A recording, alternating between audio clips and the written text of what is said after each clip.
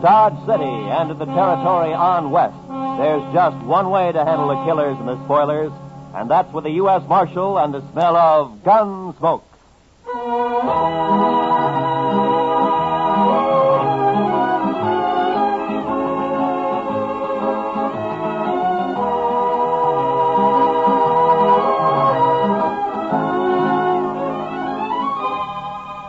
Gunsmoke, starring William Conrad, the transcribed story of the violence that moved west with young America.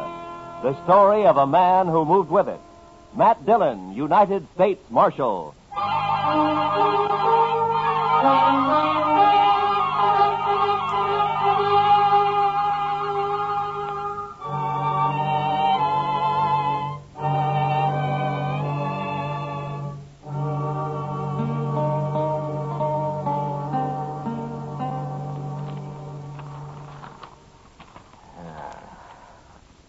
Is this everything, Chester? Well, there might be more later when they finish sorting the mail. Hey, where's that telegram? Oh, what telegram? I thought I put it right on top. Let me take a look. Oh, yeah. Here it is. Might be important. Oh, we'll soon see.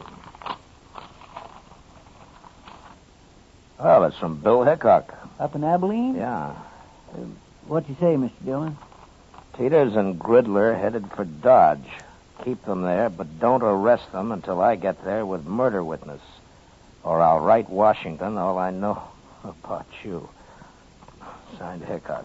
Oh, then Mr. Hickock's coming here, huh? Now, that's what he says. Well, how'll you recognize those two men, Mr. Dillon? I expect I'll recognize him all right. Oh, you know them. Yeah, we've met. Teeters and Gridler are gunmen, Chester. The kind who kill as easy as most men shake hands. Just about as often. Too bad you can't just put them in jail. Yeah. Well, we'll start meeting the trains. There's one in at noon, sir. Good. Then we'll meet it.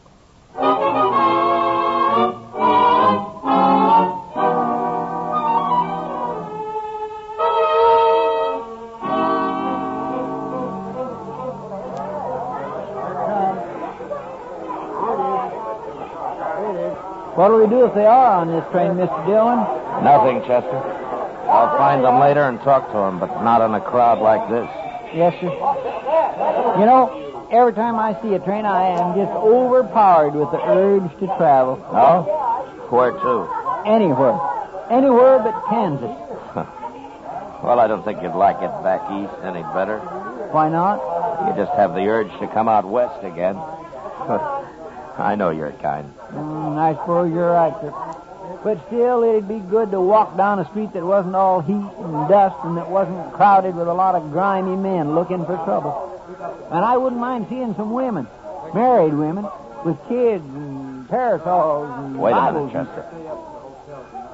There they are. Where? They just got off the end car. Those two headed for the depot there. One of them's tall? Yeah. That's Teeters in the black hat. The other's Gridler. I'll just step around the corner here and see which way they head. Yes, sir.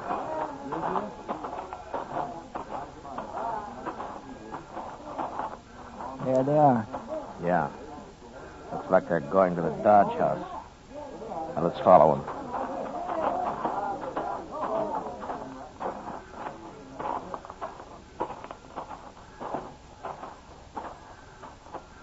Yep, that's where they're going, all right. Now, let's wait here. Let them get a room, and then I'll go talk to them. But if you can't arrest them... And I'll just try to make them feel welcome to stay in Dodge. When do you think Mr. Hickock will get here? Oh, be a couple of days anyway, Chester. Look, right now, I want you to go back to the depot and ask the ticket agent to let me know if Teeters and Gridler start to leave anytime. You can describe them to him. All right, sir. Then go to the stage office. Yes, sir. And go to all the stables, too. If they rent or buy any horses, I want to know about it right away. I'll tell everybody. Also tell them to keep quiet about it. I'll be back at the office later, huh? Right, sir.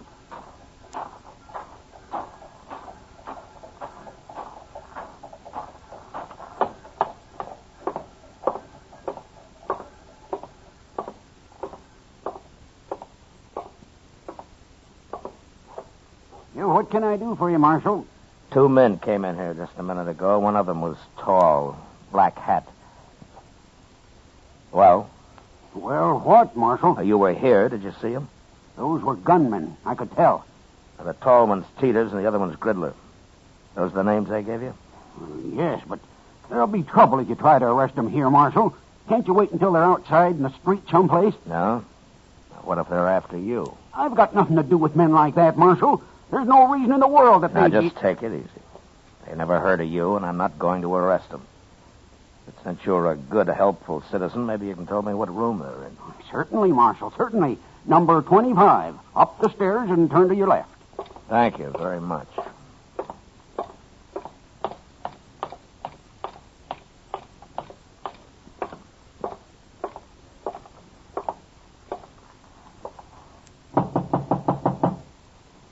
Who is it? Well, who is it, I said? All right, open it, Gridley.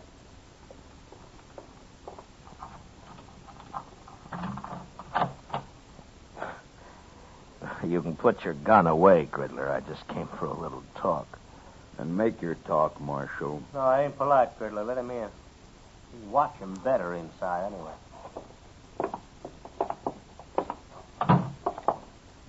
Hello, Teeters. What's on your mind, Marshal? I'm just trying to think. Last time I saw you men was in, let me see, was it Tascosa? Never mind all that, Marshal. Why are you here? No, I heard you were in town. I thought I'd drop by and say hello. News must travel pretty fast in Dodge. We ain't been here 15 minutes all told. Well, maybe he was expecting us, Gridley. I happened to be at the depot. I noticed you get off, so I followed you here. All right. But we're not wanted, Marshal. Matter of fact, a judge up in Abilene just turned us loose. Wasn't no witness to that killing. Wild Bill tried to frame us, but didn't work. Well, that just goes to show the law's fair to everybody, doesn't it? Why'd you come here, Marshal?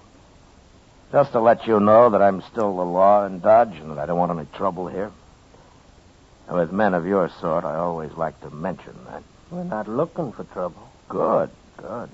And you're welcome to stay here as long as you like. That's a funny thing to tell us. It's an open town, Teeters. Yeah, sure, Marshal. Sure it is, yeah. And I'll treat you two just like anybody else. If you stay out of trouble, the town's yours. Anybody who starts trouble won't be us. Well, I'm glad to hear that. I'll be going now, gentlemen. Oh, there are some pretty sharp gamblers here. Don't let them take all of your money. Oh, don't you worry about us, Marshal. So long.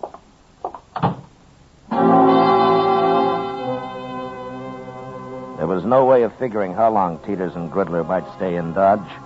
If they took a notion to do some gambling, it might be a week or two, or they might move on in an hour. That night, however, they were still in town, bucking faro at the Alafraganza. Everything looked fine until Chester came into the office about 10 o'clock. They're fixing to leave, Mr. Dillon. First thing in the morning. Oh, how do you know? Jim Bunch at the stage office. He just told me they came in and paid their fare to Sharon Springs on the morning stage. Sharon Springs, huh? And then they're headed for Denver. Looks like it, sir. All right, Chester. Go tell Jim that I'm going to be on that stage tomorrow, too. If he likes, I'll ride shotgun for him. One of the boys can have a little time off. I'll tell him, sir. But are you going all the way to Denver? I'll follow him all the way to San Francisco if necessary. You can tell Hickock that when he shows up. Too bad he won't be here before they leave. And it'll be another day before he can get here. But I won't be too far behind us. Stage leaves at 8, right? Yes, sir. I'll be there to see you off, Mr. Dillon. Fine. We'll meet at the Dodge House for breakfast if you like. All right, sir.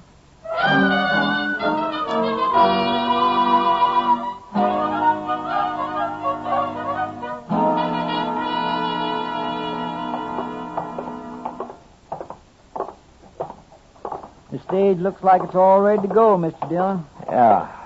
I don't see Teeters and Gridler, though. They're not inside, are they? I don't think so. No, they're not here yet. Just about 8 o'clock. They should be here.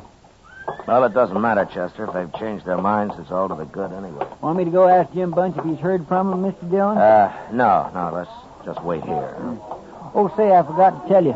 Jim said the regular shotgun messenger has to go up to Sharon Springs anyway, but to thank you just the same. No, good. Chester. Yes, sir? Look up at the other end of the plaza there. Coming this way. Oh, I declare. It's Sam. Yeah. Now what are they up to, I wonder? Well, they can't be taking the stage if they're horseback. No. Looks to me like they're fixed for a long ride, too. Sure does, Mr. Dillon.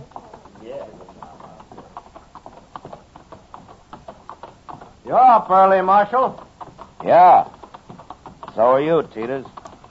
Cooler in the morning. For traveling, it is.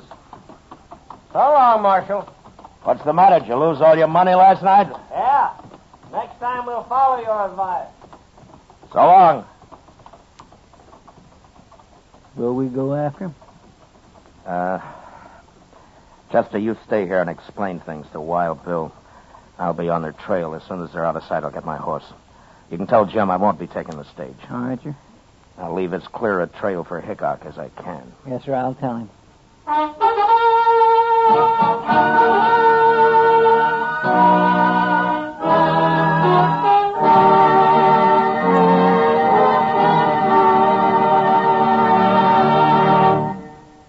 We will return to the second act of Gunsmoke in just a moment. But first, young women are needed to enroll as student nurses and to take their places as graduate nurses in an ever-expanding field where opportunity unlimited awaits.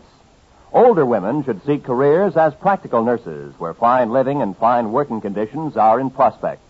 Ask at any hospital at the nurses' registry desk or at any qualified school of nursing. And now, the second act of Gunsmoke.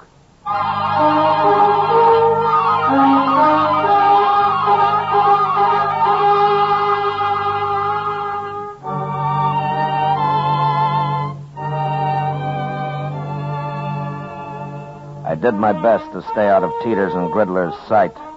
But if they had suspicions of being followed and were watching their back trail, they'd have known I was there, all right. The land was flat, and we frequently crossed great patches of powder-dried dirt that smoked the air with dust under the horses' feet. After an hour, they began to swing slowly north. And by noon, it was clear that for some reason they were riding in a great half-circle. They'd left Dodge, headed west, and sure enough, just after sundown, they rode back into town from the east. I waited until dark, then came in. Put my horse up. The office was empty, so I walked up to Delmonico's, where I found Doc having supper. Oh, Matt. Oh, sit down. Oh, thank you, Doc. Oh, you look hungry enough to even eat this food. Yeah, it's been a long time since breakfast, Doc. Yeah, the man ought to eat 3 meals regular, Matt. You'll get run down if you don't. Yeah, sure, Doc. Only sometimes you have to eat when you can. Oh, I told you have a hard day, Matt. Yeah, I've been riding, Doc. Riding around in circles. Oh, is that what the government pays you for? Oh, I'd like to have your job. Right? I wouldn't be too sure of that, Doc. It isn't always this easy. Yeah, I know, Matt. Chester told me. What happened? You lose them? No, I didn't lose them. As a matter of fact, they're coming in here right now. Huh? What do you mean they're coming? Those two? Yeah, They're pretty hard-looking fellas. they are. Evening, Marshal. Oh, hello, Teeters. Gridler. Marshal. This is Dr. Adams, gentlemen. How are you? Hi, Doc. Well, how are you? Well, what's on your mind? You are, Marshal. What? That was you trailing us all day, wasn't it? Yes, it was. Why? I didn't want you to get lost. That's a lie. Then let's say that I didn't want you to get into any trouble. You going to tell us what it's all about, Marshal? Well, you're not exactly the most reputable citizens in Kansas, and I just wanted to have an eye on you, that's all. You sure do. Because like I told you, you keep out of trouble, and you're welcome to stay here. Just remember one thing, Marshal. There's two of us. And next time you follow us, you might not come back. Well, taking chances like that's part of my job, Mr. Teeters. That's a poor job, then. Yeah, sometimes. Come on, Teeters, let's get out of here. Yeah. Well, they're not very polite, are they? No, but they're smart. Smart enough to figure something's wrong, anyway. Well, you think they might bolt, Matt? It depends on how smart they really are, Doc. Right now, they're so curious they might stay around just to see what it's all about. Oh, Mr. Dillon? Oh, hello, Chester. Oh, Pull up hi, a chair. Pull up a chair, Chester. I won't have time. Hey, we better get right over to the depot. Oh, why? What's happened? Well, sir, I saw 'em ride back into town. The first thing they did was go to the depot and ask about a train. Oh, were you there? No, sir, the agent came and told me like he'd promised. Train goes at 7:30, doesn't it? Yes, sir, and it's just about that now. I've been looking everywhere for you. Doc, if that waiter ever does come around, tell him to hold a steak for me, will you? I might just be back for it. Sure, Matt. Yes, sir. And good luck. Yeah, thanks, Doc. Come on, Chester.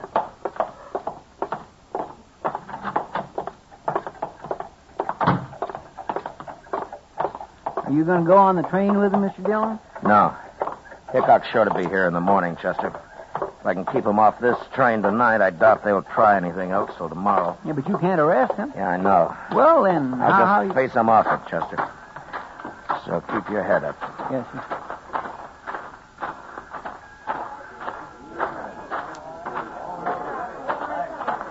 Now, there they are. Come on.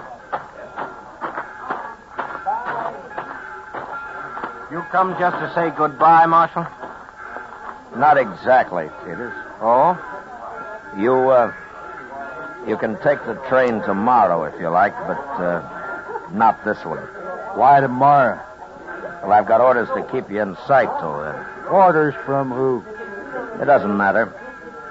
But you have your choice. You can have the run of Dodge tonight, or you can spend it in jail. You know, you talk pretty loose for just one man, Marshal. Your friend there doesn't look like a gunman. Well, now, you can't always tell by looks, mister. I can. You said you didn't want trouble, Marshal, but you sure starting it. There won't be any trouble. You do what I tell you. And if we don't? I'll kill the first one of you that moves for that train. You can die that way, Marshal. Maybe. But you won't both get on that train. Gridler. You know me. You know I'll do it. We can still make it, Gridler. No. Not worth it. We can go tomorrow. All right. Marshal, tomorrow it'll be different. Yeah, sure. Tomorrow it'll be different.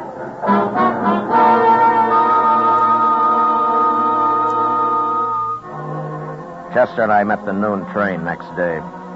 But as I'd figured, Hickock didn't get off it. I questioned the man who rode the baggage car, and sure enough, Wild Bill and his witness had hidden out there the whole trip.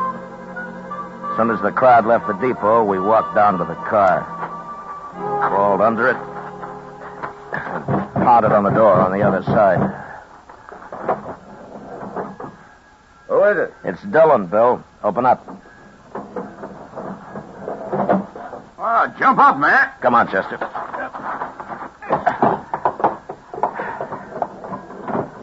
Oh, Matt, how are you? Oh, fine, Bill, fine. Oh, this is Chester Proudfoot. How do you do, Mr. Hickock? Chester. Sam, come over here. This is my witness, Sam Trimble. Howdy. Mr. Trumbull. Are you still here, Matt? Yeah, but we better move fast. Matt, that judge up at Abilene's crazy, but he's still the judge. And he says Trimble here has to identify Teeters and Gridler before I arrest him this time. But, Bill, they can't be tried twice for the same crime. I know that, Matt, but I'm after them for a second murder they did. I'd suggest we just go kill them, but I've been waiting a long time to see these two hung, and by glory, I'm going to do it. Well, you will if you're lucky. Tell me, Mr. Trumbull, do these men know you on sight? Well, I'll tell you how it was, Marshal. I was in the stable where I worked, over in Abilene, that is. And a fella come in for his horse, and I went to get it for him. I heard some shooting, and then two men ran right past me. I got a good look at them, all right. They just killed that fella, too.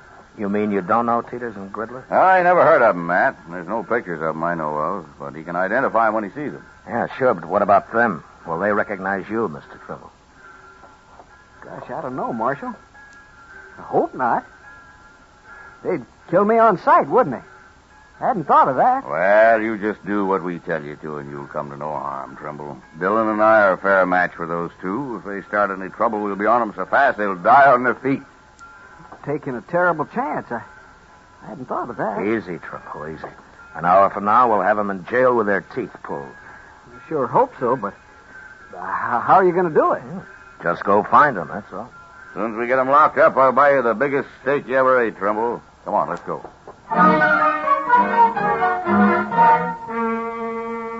I took Hickock and Trimble over to the Texas Trail, where we decided we'd wait while Chester located Teeters and Gridler.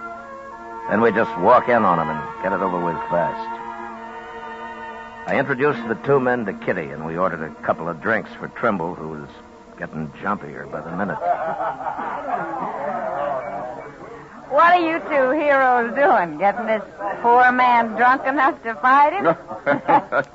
Not exactly, Miss Kitty. He just lacks faith in us, that's all. I wouldn't have come if I'd thought about it. I sure would. Look, Trimble, it isn't often a man has both mine and Matt Dillon's guns behind him. You're as safe as you'd be in church. I don't go to church. Here, Mr. Trimble. Have another drink, huh? I will in a minute. I'm going out back first. Whatever you're up to, it's making him mighty nervous. Yeah. Well, I'll admit he usually leads a quieter life. He'll brag big, though, once he's back in Abilene. Yeah. Tell me, Bill, do you plan to stay in Abilene long? Oh, I don't know, Matt. Charlie Utter keeps talking to me about Deadwood. Oh, it's as dusty up in Deadwood as it is in Kansas. Yeah, I know, Miss Kitty, but Charlie thinks some of that dust is made of gold. What's that? I don't know, but I'm going to find out. I'll go with you, Matt. All right, stay in here, everybody.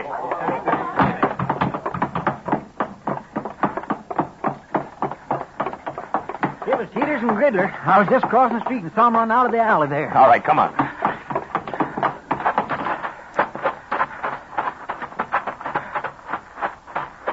There he is.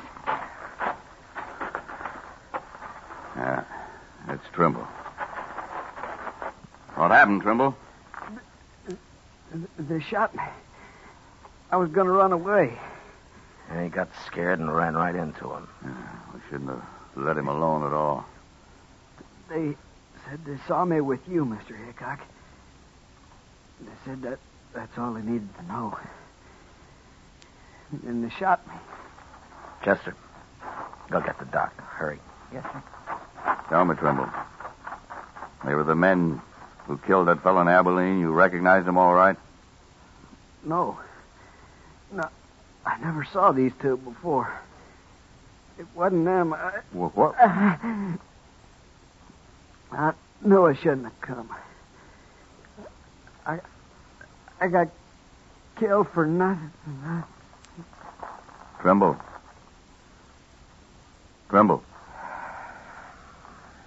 That's no use, Bill.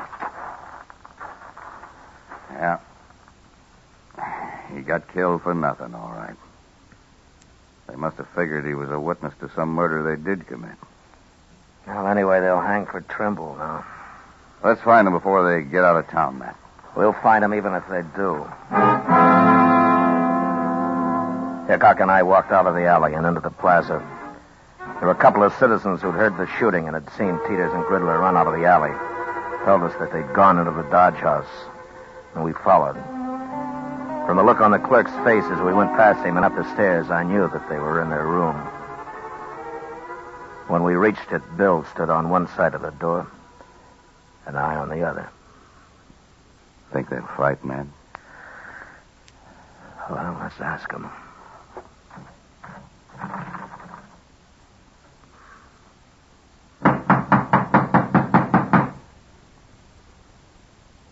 I told you they'd follow us, Peters. Well, we're trapped sure. Shut up, I said. They'd have got us to the street otherwise. Open the door. Throw your guns up. There's no use trying to fight. There's no use in hanging neither, Marshal. You can just take us the best way you can. No. Our chance hanging. We got off once. Till you get away from that door. I've listened to you enough. I ain't facing Dillon and Hickock both now. Get up! Hold your hands clear of that door. Peters, you shouldn't...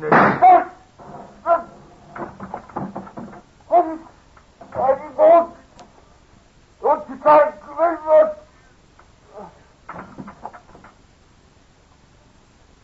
Wait, Matt. Could be a think so, Bill. Look. On the floor there. Yeah, he's been hit all right.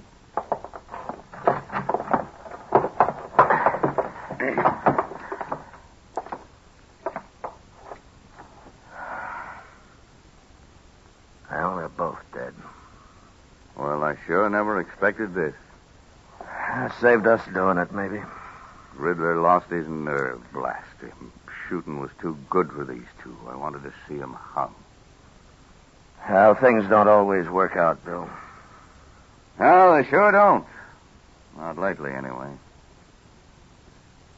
Matt, I think I'll go up to Deadwood with Charlie out of right soon, after all. Maybe I can find me a little peace and quiet.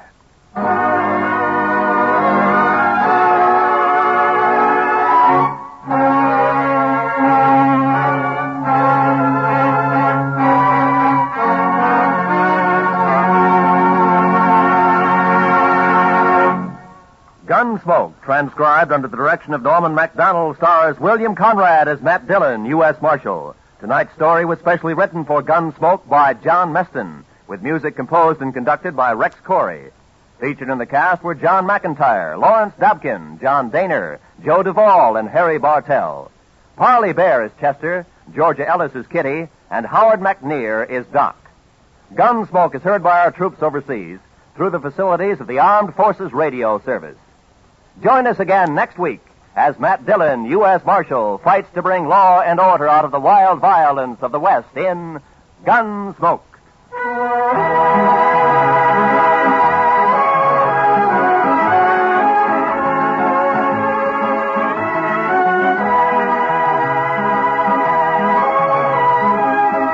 Many of the war orphans of Korea have never known peace or plenty.